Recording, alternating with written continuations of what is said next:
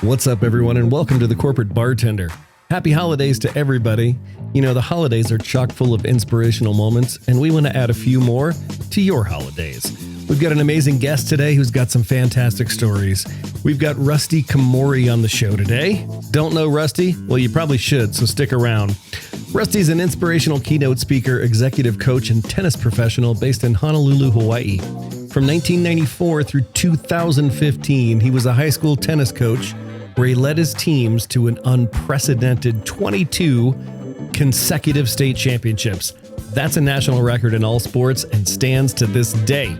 He's also the host of the televised series Beyond the Lines and the author of 3 books, including his newest release, Superior, Creating a Superior Culture of Excellence. We're going to be talking about superior performance and how to create that culture. And everyone knows that I love a good framework, and Rusty's book has 4. You're going to get some really useful gems today and some truly astonishing stories. There are 11 folks that Rusty knows of who are still on this earth because of Rusty and his ideas. That's amazing. And plus, Rusty's just a great dude. This conversation's a banger, and I think you're going to dig it. So buckle up, TC Beers, grab your favorite cocktail, and let's get right on into it with Rusty Komori on today's TCB.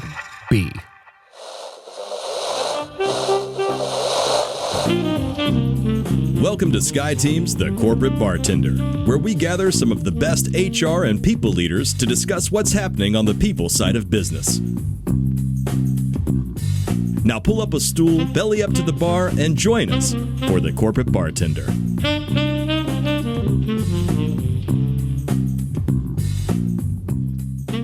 Welcome, everybody. It's Wednesday. You know what that means. It's your favorite day and mine. It is Corporate Bartender Day. Today is the 6th of November, 2024, and the 209th time that we have convened this group of really awesome people. Today, as I like to say, is going to be a fun day. We've got a guest. His name is Rusty Komori. He is a 22-time consecutive Hawaii high school state champion tennis coach. Yeah, we're going to talk about it. He's an executive coach, a keynote speaker, and author of a book called Superior, Creating a Superior Culture of Excellence. So we're going to get into that. Then we'll do our fun end of show ritual, our funny stuff, our good feels, and our silly little cocktail. Before we get into the conversation with Rusty, just some housekeeping. The travel and holiday gods are speaking. And, you know, coming off of 7 weeks on the road, I've got a few weeks that will be dark here upcoming. So November 27th will be dark for turkey reasons. The 11th of December, Ruby and I will be in Boston, Massachusetts with a client. And then these other 2 dark days, if anybody else shows up here, I'll be disappointed because these are holidays. It's Christmas and New Year's, so you should do your Christmas and New Year's thing because that's what we're going to be doing. But amidst all of those dark dates, we've got some upcoming guests that I want to share. On the 20th of November, we have Lior Arusi. He is the author of a book called Dare to Author, Take Charge of the Narrative of Your Life. And that picture he looks super intense in. So I'm looking forward to that conversation. And then on December 4th, we have a woman called Nada Sanders, who is the author of a book called The Hugh Machine, AI, Human Virtues, and the Super Intelligent Enterprise. AI is a thing that's kind of bubbling up here and there all the time. So we're going to try to get in front of that and talk about how that fits in with human virtues. But today is all about Rusty Komori. He is the author of this book that you see on your screen, Superior, Creating a Superior Culture of Excellence. And as I mentioned in the open, he is a professional tennis coach. He's a tennis player. He's from Honolulu, Hawaii, so he's winning the weather day today. And he is the proud holder of, I think, the winningest most record in sports history, an unprecedented 22 consecutive state championships titles. So we're going to talk about that. He's been Coach of the Year. He's in Creighton University's Hall of Fame. Today, he's a sought-after keynoter and executive coach. He's been around the block. He works with clients like Kaiser Permanente, the YWCA, and the U.S. Olympic and Paralympic Association. So I did not warn him, but Rusty, we dance people onto the program. Let's give Rusty a warm TCB welcome, shall we? Yeah, see, we keep it going until the dancing starts, and I see it. Chair dancing counts. Rusty, thanks for being here with us today. Oh, I'm super excited to be with you, Eric. Oh, fantastic. So we always like to start with a little bit of an origin story. When you were but a wee baby child, I don't imagine that this is where you thought you would be at this point in your life. Tell us a little bit about your journey and how you got here to be with us today. Yeah, so in my youth, I played baseball, and then I started playing soccer. And when I was in ninth grade, that's when I started playing tennis, which is really late. But I thought to myself, all I got to do is hit the ball in one more time. I can do that. So I really started committing to tennis. And my senior year, I got a partial tennis scholarship to Creighton University in Omaha, Nebraska, and continued getting really good in tennis. And upon graduation, I thought that I was going to go into law school. Okay. So I took the LSAT test and then came back to Hawaii for that summer and started teaching tennis at Punahou School and at Wailai Country Club. And the funny thing is, at the club, all of my adult tennis students were all attorneys, and all of them had glasses that looked like it was 3 inches thick. And I asked them, I said, what do you guys do all day? And they said, oh, we read all day. You're going to read all day. You're going to have glasses like us. You're like, no. And I thought, I don't want to read things that I have to read. I want to read things that I like to read. So that was the end of me pursuing law right there. And I continued teaching tennis and started developing a lot of our state's top ranked junior players. So just let me pause you right there, because you're living in Hawaii, having this wonderful life. You get this scholarship and you move to Nebraska. Let's talk about that culture shock, that move from Hawaii to Nebraska. Yeah, I loved it because it was a Division I private school. And it feels great to be wanted by a tennis coach. And so Coach Ed Hubbs was recruiting me, and I really heard great things about what he was building with the tennis program and with the university.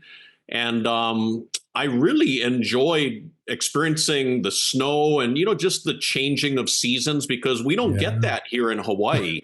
And the first snow I remembered, it happened in October. It was like a fluke snow day. And a lot of my friends and my roommate, they went down and got a bunch of snowballs and came up and just snowballed me in my bed. So that was like a welcome. Here's the snow. That's awesome. So you said you went back home and you started working with folks at the school that you went to. Yeah.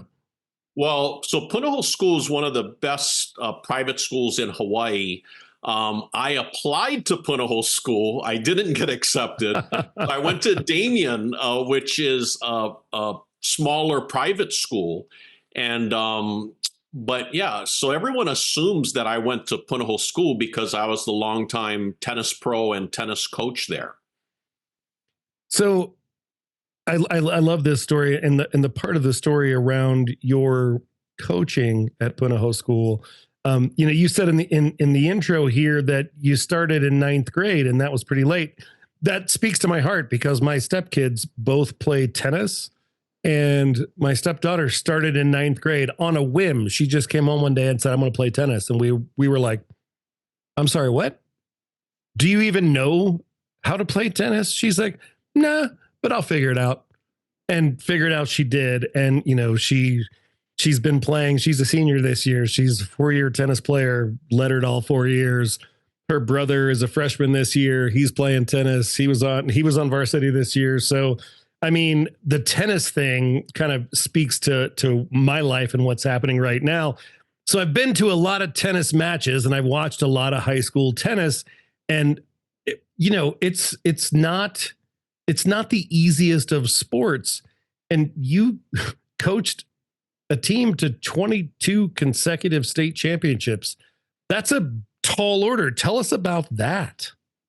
Well, when I do keynote speakings to companies and organizations, I always share with them that it's really difficult training adults, and it's more difficult training college students, but it's most difficult training teenagers and high school players.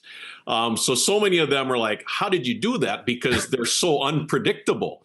Right. But, for me, my number one priority as coach was to develop champion athletes of character first, and then great tennis players second. And like your daughter being a senior in high school this year, I mean, in tennis, if you want to be good, then you can be good. If you want to be great, then go be great, because it all depends on you. And so you take all the glory when you win, and you take all the blame when you lose, because it's all about what you do. You can't blame everybody else. And like I said earlier, all you got to do is hit it in one more time. So, I mean, it sounds simple, but there's many times my players are going into the state singles championship or the state doubles championship final, and my last words to them are, remember, hit it in. One more time. It's all it takes. So how did you evolve from being a high school tennis coach to doing the impactful work that you're doing now? Great question. So, through the years that I was coaching, a lot of my players' parents are CEOs or business owners, and they'd be telling me, hey, Coach Rusty, you need to write a book. You got to share what you're doing with your teams. And I had thought to myself, me write a book? I don't think that'll ever happen. But when we're going for our 17th consecutive state championship, that's when the media had told me, hey, there was a swimming coach in Colorado that had won a perfect 16 out of 16 state championships, and then he lost. They said, if you win this year, you're going to be the coach with the longest, most perfect state championship streak in the United States in all sports. And I thought, oh my gosh, I'm feeling pressure now. I don't want my guys to feel pressure. And so when we're going for our 22nd consecutive, I thought to myself, I have a system for success and to sustain success that can be applicable to any sports team, any business, any family. I could keep coaching, we can keep winning. But is there something bigger or greater that I could do? Is there some way that I could maybe help all students or all schools or all businesses or sports teams or families? And so I thought, you know what, maybe I should try to write a book, because naively I'm thinking, if I write a book, then everybody in the world can get the book, and then the world will be a better place. So Rusty. So I retired as head coach in 2015 to write my first book, Beyond the Lines. And that took me 2.5 years. And then Beyond the Game, my second book, took me 1 year. And then Superior took me 2.5 years to put that together. But I just wanted to do something bigger or greater, to make a big positive impact, to try to help inspire people to develop their true potential in anything that they do, and to have consistent peak performance all the time. So it's really about leadership. It's really about building a superior culture of excellence. It's about mindset. It's about dealing with adversities and overcoming obstacles. I love it. Rusty, question though, between you, me, and Ruby, and everybody listening, could you have done 23? Yeah, I could have done 23. Yeah. So I want to talk about your book, but before we get in there, because I was reading through the book, and Ruby knows I love a good framework. I am a framework junkie. Your book doesn't only have a framework; it doesn't have two frameworks. It doesn't have 3 frameworks. It has 4 frameworks in it. So when I opened it up for the first time and read the table of contents, I was like, ooh, this is going to be good. But before we get into what those frameworks are and why they matter, you talk about the notion of being, good enough is fine. Anybody can be good enough. But to be superior is a must-have in today's world, right? We've all been from the, to the well of good to great. This is about great to superior. Why is superior different, and why is that important today? Yeah, so I really share the differences between great and superior because there's a gigantic difference in really having a culture of excellence versus a superior culture of excellence. And there's a tremendous difference between having attention to details versus having superior discipline details. And we've all heard the term high achievers before. I invented the term superior achievers because I want to train people and companies to become high achievers. But once they do, I want to coach them to become superior achievers. So as an example, I meet with a lot of CEOs every week, and they're always asking me, how do we sustain success? I mean, they're successful in what they do. The key is, when you're climbing that mountain and you're trying to become number one, that's a journey. But once you become number one in your field, how do you defend the mountain? How do you stay number one? And so that's the challenge. And so what I'm sharing is, some CEOs will tell me that they read my books, and I'm like, oh, how many times did you read my books? And they said, one time. And I'm like thinking, okay, that's a high achiever. Now, other CEOs will tell me, hey, Coach Rusty, I read your books 3 times each. That's a superior achiever. So even Tom Brady as a football quarterback, I mean, he was a high achiever in college when he was at the University of Michigan. And then when he got selected as the 199th pick in the draft, that's when he became a superior achiever because he wanted to prove all of the coaches, all of the scouts, every team that did not pick him to prove them wrong. So there's that's what I call the differences between going from great to superior. So if you are flirting with these concepts as a user, as a consumer of your book and your ideas, and you're looking to gain that edge, right? You just told the Tom Brady story, and he was going to prove everybody wrong. And that was what was going to be his fuel to his fire. If I'm looking to gain that edge, what are my first steps? Like, what do I do first? It seems pretty overwhelming. Like, my negative self-talk can be pretty bad sometimes. So maybe I'm not even 100% convinced I'm great, but how do I get on the path, taking those very first steps towards superior performance? Well, that's a perfect question. So section 1 in my third book, Superior, is master your mindset. You have to master your mindset first before you do anything else. And under master your mindset, I talk about victim versus victor mindset. So, there's 2 types of people in the world. One, they're a victim. They feel like, wow, all these things happen to me. I can never catch a break. Woe is me. I'm the unluckiest person in the world. And the other type of person has a victor mindset where they're thinking, I have these setbacks, but how do I overcome it? How can I turn obstacles into opportunities?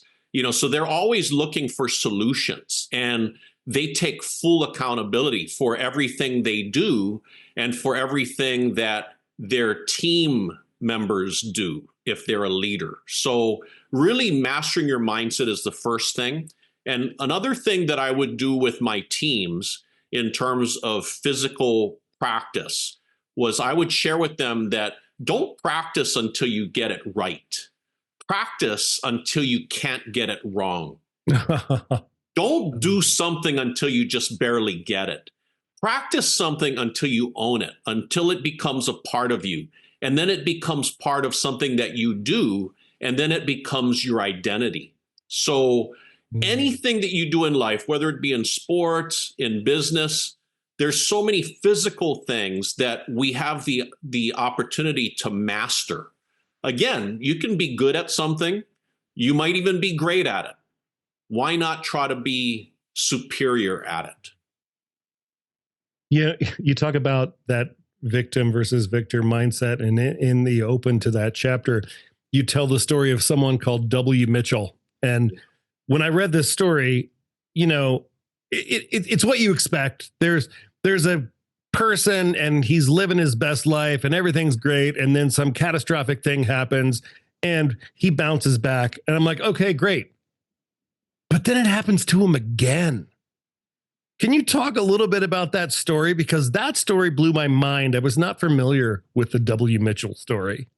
Yeah, W. Mitchell is someone that truly inspires me, because I always, one of the things that I do in my coaching for executives and for companies is to have them have the mindset to welcome adversities and to look forward to challenges, because adversities and challenges, it's inevitable. It's going to happen.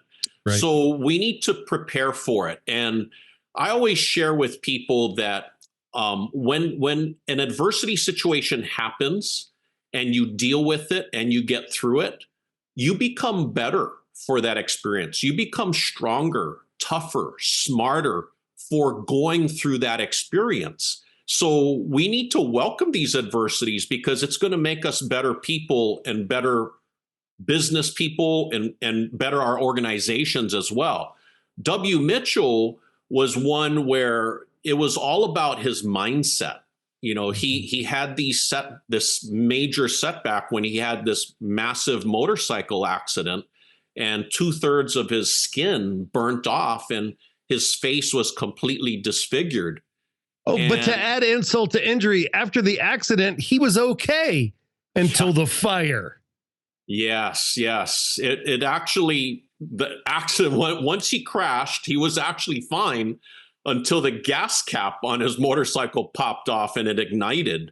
And then that's how his whole body got inflamed. And once that happened, he started a business and he went out there and within 3 years, he became a millionaire, and he wanted to fly airplanes. So he got his pilot's license. And then, on a early chilly morning Colorado flight, he took 3 passengers, and he didn't realize there was a thin layer of ice on the wings. And soon after takeoff, the plane crashed and 3 people walked away, and he wasn't one of them. He suffered a devastating spinal cord injury, which left him paralyzed from the waist down with 0 chance of recovery. Now, in addition to that, his wife left him, saying that she could no longer be with a fried cripple. And still, he kept moving forward. Yeah, he became mayor of his city in Colorado. And then soon after, he met the woman of his dreams and they got married. And so he got through 2 devastating adversity situations. But then he became a keynote speaker to inspire millions of people to help them deal with their adversities, their challenges in a positive way. So he really took these obstacles and turned them into opportunities. And really, he had that victor mindset. So I want everybody to make a choice to choose to be a victor. It's something that you have 100% control of. It's fantastic. I mean, it's an incredible story. Rusty, in the pre-show, we talked a little bit about mental fitness, and you talk about this in the book. And we talked about depression and anxiety. And as people that listen to this show know, that I'm a depression and anxiety kid. My depression story about my rock bottom incident is in our book, You, Me, We. And you had some interesting things to say, not only about a story that is in your book, but about how people have reacted to that story and things they've said to you about how your words have impacted them and their depression. Can you talk a little bit about the story that's in the book and the impact that you've had on folks from being able to use your platform to raise awareness about this topic? Yeah, so I wanted to write books that would literally apply to every student and every adult in the world. So if you're human, it's going to help you. Now, I had no idea that the books were going to also be helping to save people's lives from depression and suicide. So when my first book came out, I knew I was going to start getting hired to do keynote speakings and executive coaching. And maybe 2 months into it, I was hired to do a keynote speaking for this big insurance organization in Waikiki at a hotel there. And once I was done with the keynote, I'm at a table signing books, and there's a long line of people. Half of the audience had pre-ordered books. The other half got all excited. They wanted to order books right then and there. And you got to remember, this is something that was all new to me. So I'm learning along the way. Sure. And midway through the line, this older lady comes up and she literally does this. She goes, "Coach Rusty, oh my gosh, when I saw that you're going to be the keynote speaker, I had to come and meet you. Can I order 20 books? You saved my life." Now, Whoa. I have an assistant that's writing down the names so that I don't misspell names when I'm signing the books. Because I don't want to just sign Rusty Komori. I want to sign their name and then, something inspirational. So as I'm signing, she continues talking and she says that, professionally, I'm very successful. I own my own insurance company, but personally, my life was down in the dumps that I was contemplating suicide. Well, I stopped right there because then it made sense what she said earlier. You saved my life, now suicide. Right. I look up at her and she just starts crying. I start crying. And she says, "I read your book and it changed my mindset." She goes, "You saved my life. Can I hug you?" And I'm like, "Yes." So we are hugging and crying and hugging and crying. And I asked her, I said, "What parts in the book resonated with you?" She says, "Oh my gosh, chapter 1 is titled 'The Choice is Yours.' You talk about choices. You talk about making people matter. You talk about contributing to society. You talk about welcoming adversities, looking forward to challenges. You talk about looking at that one positive among 20 negatives. You talk about inspiring hope." And when she said all that, I thought, oh my gosh, I did write all of that. I did do that. But I never looked at it from that angle. And she said, "You'll never know how many people you're going to help inspire that are dealing with mental health issues of depression and suicide." She goes, "Thank you." And she walked away. And the next lady comes up and she's all excited. "Hi, Coach Rusty, can I order 10? Are you okay?" And I'm crying. I said, "I'm okay, come." So since then, including that lady, 11 people have come to me sharing that same story. One of the 11 is a public figure in Hawaii. He's Crime Stoppers coordinator, Sergeant Chris Kim, who is on the news almost every day here in Hawaii. And he had shared with me his story probably about 6.5 years ago, and I had to keep it top secret this whole time. And Sure. It was only about a year ago that he came on my Beyond the Lines show, which is on YouTube, and he shared his story publicly for the first time. And I knew about it for 6.5 years. I just couldn't say anything. No. But he exemplifies bravery and courage for sharing his story, because he thought, it's been 6 years. I don't think I'll get into trouble, and I know I'm going to help save people's lives by sharing my story with them. And when that episode got uploaded to YouTube the next day, he called me the day after saying, "Whoa, I'm getting a lot of calls from so many people sharing their issues of suicide or their kids' issues or their friends or coworkers' issues. Yes. That I'm booked up for lunch for the next 3 months. Yeah. So the impact, the positive impact that Sergeant Chris Kim made by really sharing his story on the show and in my third book is so commendable. He's really helping to save so many people's lives, and I'm trying to change the narrative from mental health to mental fitness, because when you hear mental health, it sounds like something's wrong with you. Right. But for me as an executive coach, I'm trying to help my clients with their physical fitness so they can have peak performance at home and at work. And I'm also helping them with their mental fitness so they can have peak performance at home and at work as well. And all of us need to work on our mental fitness, just like how all of us need to work on our physical fitness. So I'm trying to share with companies and organizations that it's good if we can be more proactive in talking about mental fitness, because I share with everyone that on any business team, on any sports team, there are people on your team that have mental health issues. And you have a choice to either be proactive or reactive. And you know what the consequences are if it's reactive. Somebody commits suicide, and then now we got to get all these counselors to help everyone deal with their mental health to really help them deal with what happened. So I want to not go there, and I want to be proactive in trying to help people be more open and talking about whatever issues they have, whether it be anxiety, depression, or suicide. I mean, come on. That's amazing. I tell my own story around depression and anxiety and my rock bottom moment in the book. And, you know, it's interesting. I empathize with Chris Kim in the, do I share this story? Do I not share this story? And I talk about it pretty openly. And I remember when we were doing the book, the question was, hey, Eric, are you sure you want to say that in print and that's going to be out there forever? And I landed in the same place that Chris Kim landed.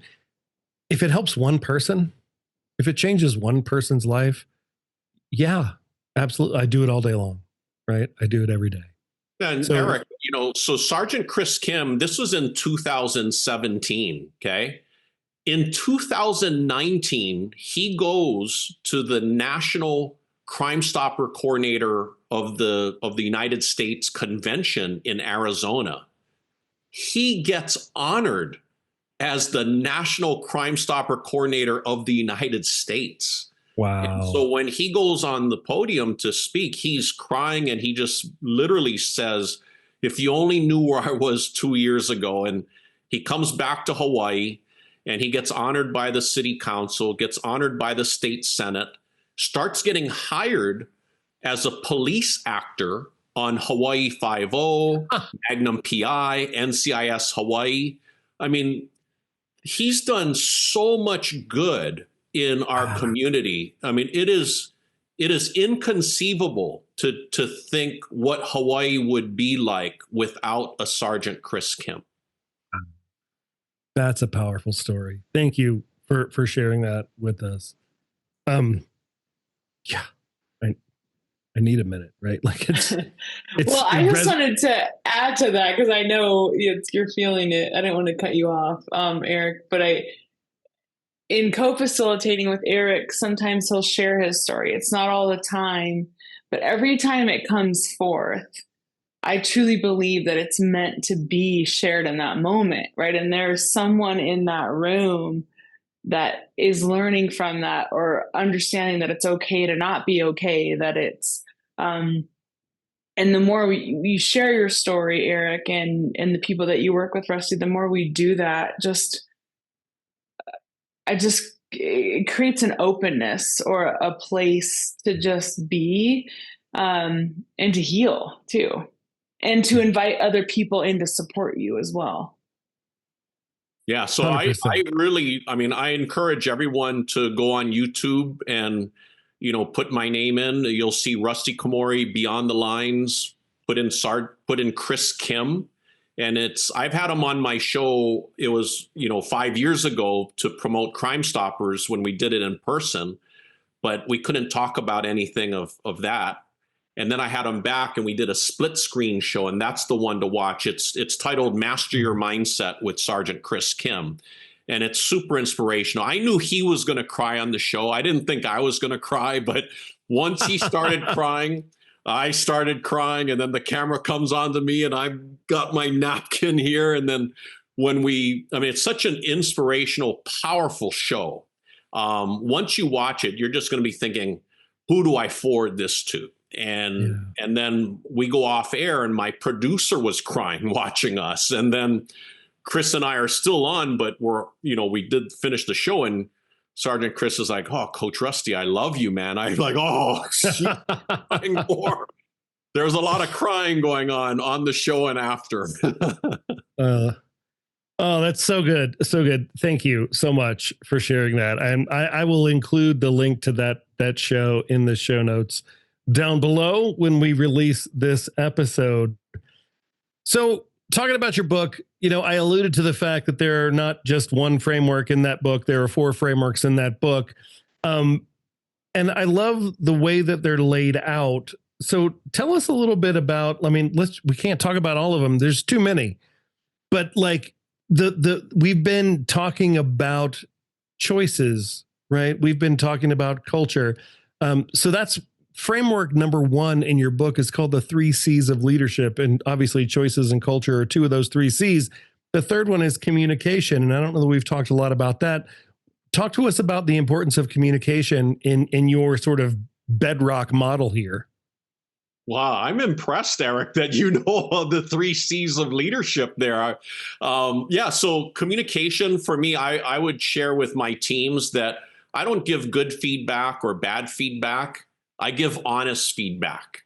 And then everything that you say becomes more meaningful because, when you're listening to somebody for, speaking for an hour, you might not remember anything they said. And then you listen to somebody speak for 5 minutes and you remembered everything they said right there.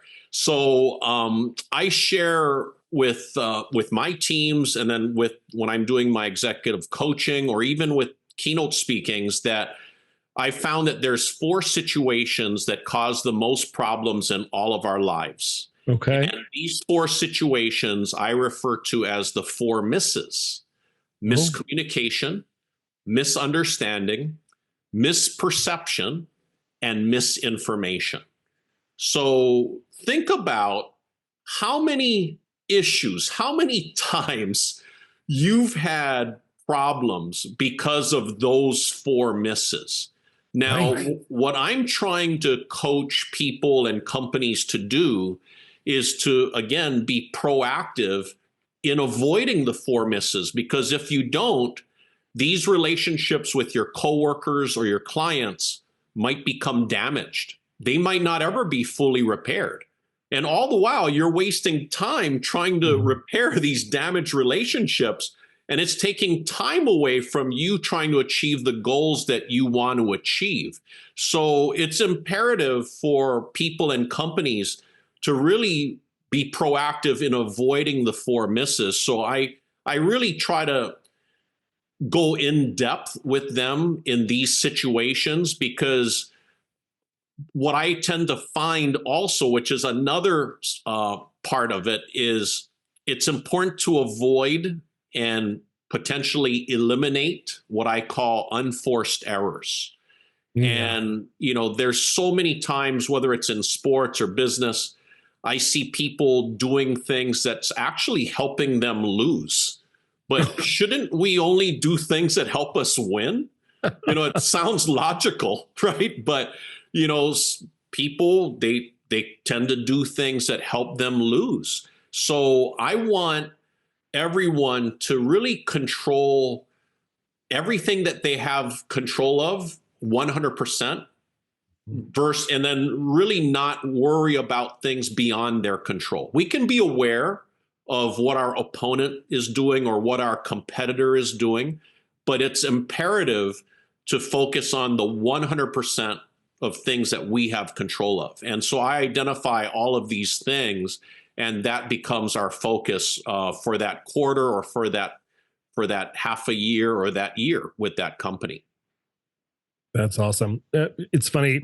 You talked about control, and we use a tool here at SkyTeam called the Control Circle, and we use it all the time. Wow. Because to your point about how people kind of work against their own interests, from time to time, we often, when things are stressful, when pressure is on, we can awfulize, right? We can start thinking about and fixating on things that are way outside of our control. We can burn a lot of effort and energy on those things.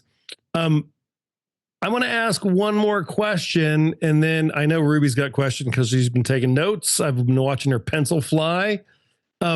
In your book, you talk about the power of the 1% principle. What is that? Well, yeah. So many things, so many people want to accomplish great things. Well, how do you accomplish great things? It's by doing the little things. So these little things get you to the point of accomplishing these great things. So if we want to win, for my teams in tennis, for example, if we want to win a state championship, well, how do we do that? So I break it all the way down by working our way backwards to really knowing with my team how important every second and every minute of every day is in practice, because every second and every minute, it's either going to get us closer to achieving that goal of winning the state championship or it doesn't. If you're in business, if you're working on these little things, it's either getting you closer to becoming number one in your industry or it doesn't. So doing the 1% principle is really simple to understand. So it's like if we run a one lap on a track, okay, maybe the next day run one lap and a quarter, and then maybe the next day run one lap and a half, and the next day run one lap and 3/4. Pretty soon you'll be running a mile. And potentially, you might be running a marathon someday, right? Just because of that 1% principle. You know, if you're doing a workout in the weight room and you're doing one set of 6 reps, well, the next time you go in, do one set of 7 reps. The next time you go in, do one set of 8. It's just really simple, small, incremental improvements that when you look back after a week, after a month, after 6 months, after a year, you'll see how all of these little things really added up to get you to where you want to get to. So when I had my teams, I would also share with them that I needed them to go into the weight room twice a week, ideally for 45 minutes to do a full workout. But I knew that school was very demanding, their classes. So I said, sure, depending on their schedule, you know, if you can get in for 30 minutes, that would be fine. If depending on your schedule, you might only be able to get in there for 10 minutes. Now, that's fine. But all of these little 10-minute workouts will add up to a lot of extra hours of preparation when we're competing for the state championships. So that's really what the 1% principle is. So you can look at anything you're doing and just do a little bit more. And the next time, just do a little bit more. You don't have to do a lot more, just a little bit. And before you know it, you're going to be really expanding the capabilities that you never thought you had, but you'll achieve it. And before you know it, you've won 22 consecutive state championships. That still blows my mind. Oh my gosh, that's amazing. I love it. Thank you so much, Rusty. Ruby, what do you got? I know you got questions. You've come off mute already. I know there's a question in there. What do you got for Rusty? So my question is the when you're trying to be superior, how do you not overwork? Or what's your sort of philosophy on the balance, the rest, the self-care? Because a lot of high performers that I've coached, also just thinking about the way my own brain works, that high achiever mentality, that it will be overplayed sometimes. Yeah. And then you go into burnout and overwork. So what's your philosophy, or how do you help people manage that balance? That's so critical. Oh yeah. So in order to have peak performance, you're gonna have peaks and valleys, right? With your training. Yeah. So whatever you're doing, you're gonna have peaks and valleys, but then you're gonna work harder on certain days because again, you're pushing yourself with the 1% principle. But then maybe you're gonna have that day off where you let your body and mind recover. So in terms of practicing tennis, for example, it's not smart to practice tennis every day for 7 days a week. We would practice, I'd encourage my players to practice 5 times a week where they're on the court hitting balls, but 2 days a week they would take completely off for that reason. Because you got to let your body and mind recover. If you don't, that's when injuries happen. And then then you're going to have that major setback, and that doesn't help anybody. So really having that balance is key, but pushing yourself hard and really trying to have that superior effort all the time is really important. So it's not being on the court for 3 hours. I mean, if you be on the court for 1 hour, but you're giving a superior attitude and a superior effort, and the training that you're doing is completely superior, that's better than just being on the court for 3 hours being good. Yeah. So I love that. Yeah, keep going. Yeah.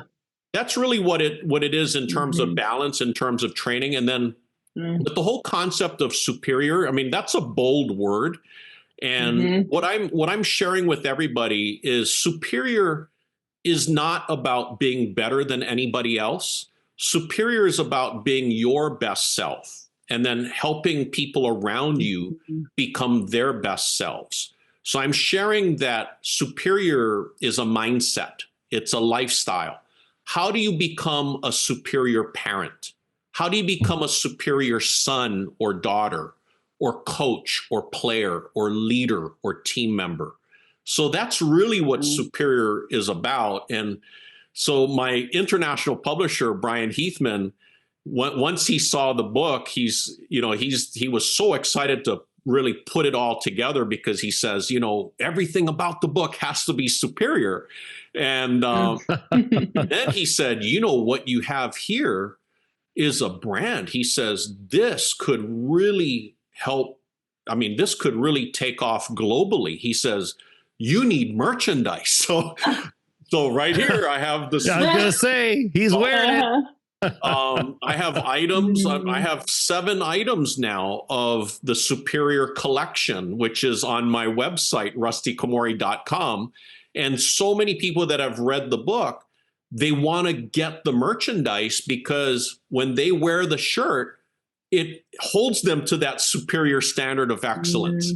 When they see other people, it holds them to that superior culture of excellence. It's like a trigger that really instills in them that reminder about, hey, let's not just be great, let's be superior in everything that we do. And let's make sure that we help everyone around us strive for that superior standard. And like Eric mentioned before, one of the 3 C's of leadership is choices. So I'm sharing with people that, you can make a choice to be kind. You can make a choice to be courageous. You can make a choice to be positive, to have perseverance and resiliency.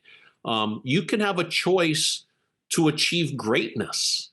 So having self-discipline is a choice, and self-discipline leads to habits which lead to success. So that's why that element of choices is really important in the 3 C's of leadership. And that all coincides with your question, Ruby, about having balance, but how do we have peak performance all the time? And going through that peaks and valleys, but having that mindset of self-discipline, not sometimes, but all the time. I want that switch to be on all the time. It's not a switch that you turn off and on. That switch is on all the time. And you're either superior or you're not. Literally, that's what it'll come down to. Wow. Whew. Ruby, you got anything else? All right. I'm giving some applause here. Rusty, I was going to ask where we find you, but you said rustykomori.com. Where do we find the book if we want to go get the book? Yeah, so the book is available on rustykomori.com. It's also available on Amazon and Barnes & Noble. And I also did the audiobooks for all 3 books. And I'm on Instagram, Facebook, X, and LinkedIn, so people can connect with me that way as well. Awesome. Well, thank you, Rusty, so much for being here today. I know I'm feeling better about today for having Coach Rusty in my life. If you want to learn more, you know where to go. rustykomori.com is your gateway to all things Rusty. Look, Ruby's giving you the hearts. It's a good day. It's a good day. All right, we're going to get into our end of show ritual, do our funny things, good feels, silly cocktail, and then go have some dinner. Things today from the internet that made Eric laugh. Thing number 1, I have no idea why my Chrome has started auto-translating the ESPN scoreboard page, but I'm never changing it back.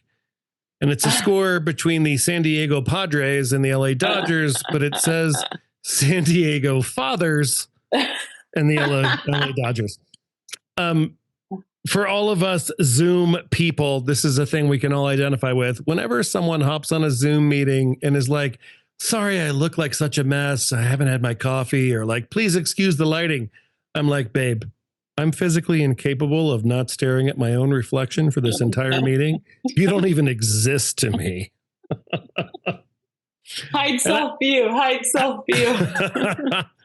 And I warned Rusty about fruity language because there's some language here.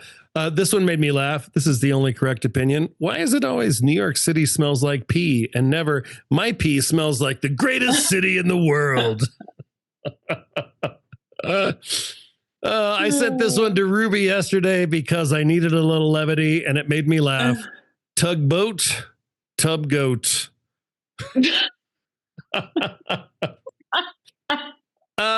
Part of me misses when memes were simpler. I remember seeing this when I was 11 and laughing so hard I had to go lay down. It's an image of lightning striking the water 6 places, and it says, fuck these 6 fish in particular. But my favorite funny thing today, I love when people reimagine children's books. And I don't know what this Choose Your Own Adventure story was originally called, but today it's called 14 Beers at Chili's. Wow. What's happening? And it's a guy fighting 3 ninjas, apparently. Today's good feel story is not going to make you cry. It's just going to make we end you the week unleashing a joyful celebration of autumn. Here's CBS's Steve Hartman. I mean, come on, right? Dogs Yay. and leaves. I mean, we all need that today. Today's semi-quarantine cocktail is called the Salty Raccoon, and it's a riff on a cocktail called the Salty Raccoon because why mess with perfection? You're going to need a little bit of Blanco tequila, 1 LaGuardia Airport and Spirit Airlines counter, some rosemary simple syrup, 1 drop ceiling, an ounce of fresh lime juice, and 1 salty raccoon descending from the ceiling, as you can see here inside the red circle, from a cable in this drop ceiling. Some smoked sea salt. That raccoon hit the floor and started running around, and chaos ensued. A charred sprig of rosemary for garnish. And I mean, come on, you got to love LaGuardia. And this little guy right here with his hands up, he surrendered himself and was removed from the airport. Thank you so much, Rusty, for being here with us today. Thanks to everybody for checking in. We will be back next week. Until then, get out of here, have a good dinner, and we'll see you next time. Take care, everybody. Thank you so much for joining us today. If you had a good time and learned a thing or two at today's happy hour, please share it with your friends. If you want to join our tribe, head on over to skyeteam.cloud/TCB or email us at info@skyeteam.com. That's SKYE team.com. Thanks again, and remember, you've always got friends at the Corporate Bartender.